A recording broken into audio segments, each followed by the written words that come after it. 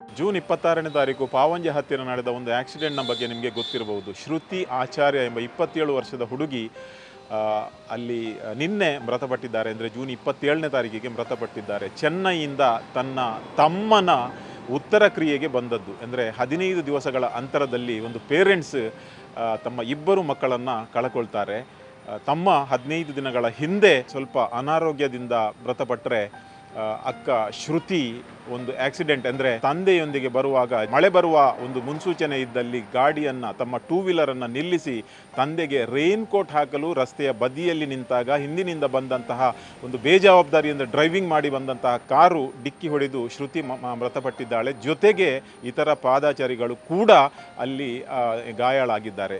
ತುಂಬ ಈ ವಿಚಾರ ಮನಸ್ಸಿಗೆ ತುಂಬ ನೋವನ್ನು ತರ್ತದೆ. ಯಾಕೆಂದರೆ ಒಬ್ಬ ಪೇರೆಂಟ್ಸಿಗೆ ಇಬ್ಬರು ಮಕ್ಕಳು 15 ದಿನಗಳಲ್ಲಿ ಅಂತರದಲ್ಲಿ ಕಳೆದುಕೊಳ್ಳುವುದು ಅದು ಸುಲಭದ ಮಾತಲ್ಲ. ನಮಗೆ ಅರ್ಥ ಆಗ್ತದೆ.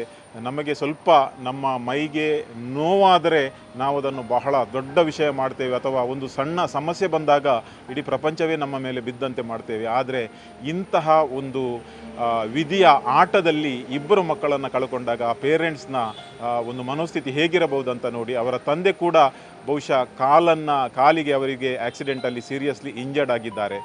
ಈ ವಿಡಿಯೋ ಮಾಡುವ ಉದ್ದೇಶ ಅವರ ಆಕ್ಸಿಡೆಂಟ್ನ ವಿಚಾರ ಮಾತಾಡಲಿಕ್ಕೆ ಅಲ್ಲ, ಆದರೆ ಟೂ ವೀಲರ್ನಲ್ಲಿ ಅದೆಷ್ಟೋ ಬಾರಿ ನಾನು ನೋಡಿದ್ದೇನೆ.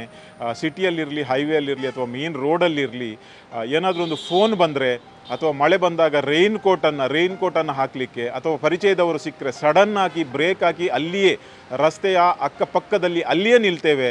ಸ್ವಲ್ಪ ಬದಿಯಲ್ಲಿ ಹೋಗಿ ನಮಗೆ ನಿಲ್ಲುವಷ್ಟು ತಾಳ್ಮೆ ಕೂಡ ಇಲ್ಲ. ಆವಾಗ ಏನಾಗ್ತದೆ ಅಂದರೆ ಸಡನ್ನಾಗಿ ನಿಂತಾಗ ರಸ್ತೆಯ ಹಿಂಬದಿಯಲ್ಲಿ ಬಂದ ಕಾರು ಅಥವಾ ಏನು ಬಸ್ಸು ಡಿಕ್ಕಿ ಹೊಡೆದ್ರೆ ಅಲ್ಲಿ ಉಳಿಗಾಲ ಇಲ್ಲ. ಮೇನ್ ರೋಡಲ್ಲಿರಲಿ, ಹೈವೇಯಲ್ಲಿರಲಿ, ಒಂದು ವೇಳೆ ಸಡನ್ನಾಗಿ ನಿಮಗೆ ಫೋನ್ ಬಂದರೆ ಅಥವಾ ಮಳೆ ಬಂದಾಗ ರೈನ್ ಕೋಟ್ ಹಾಕಿದ್ದಲ್ಲಿ ಅಥವಾ ಇನ್ಯಾದರೂ ನಿಮ್ಮ ಪರಿಚಯದವರು ಸಿಕ್ಕಲ್ಲಿ, ಯಾವುದೇ ವಿಚಾರ ಇರಲಿ, ನಿಮ್ಮ ಕಾನ್ಸಂಟ್ರೇಷನ್ ಲ್ಯಾಪ್ಸ್ ಮಾಡದೆ ದಯಮಾಡಿ ರಸ್ತೆಯ ಆದಷ್ಟು ಬದಿಗೆ ರಸ್ತೆಯನ್ನು ಬಿಟ್ಟು ಕೆಳಗೆ ಬಂದು ನೀವು ಫೋನಲ್ಲಿ ಮಾತಾಡಿ ಅಥವಾ ರೈನ್ ಕೋಟನ್ನು ಚೇಂಜ್ ಮಾಡಿ.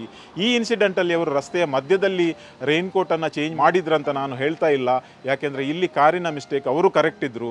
ಆದರೆ ನಾನು ತುಂಬ ಸಲ ನೋಡಿದ್ದೇನೆ, ಸ್ಪೆಷಲಿ ಮಳೆಗಾಲದಲ್ಲಿ ಏನಾಗ್ತದೆ ಅಂದರೆ ಹಿಂದಿನಿಂದ ಸ್ಪೀಡ್ ಇದ್ದರೆ ವೆಹಿಕಲಿಗೆ ಕಂಟ್ರೋಲ್ ಇರುವುದಿಲ್ಲ. ನಾವು ಯಾವಾಗಲೂ ನಮ್ಮ ಜಾಗ್ರತೆಯನ್ನು ನಾವು ಮೊದಲು ನೋಡಬೇಕು.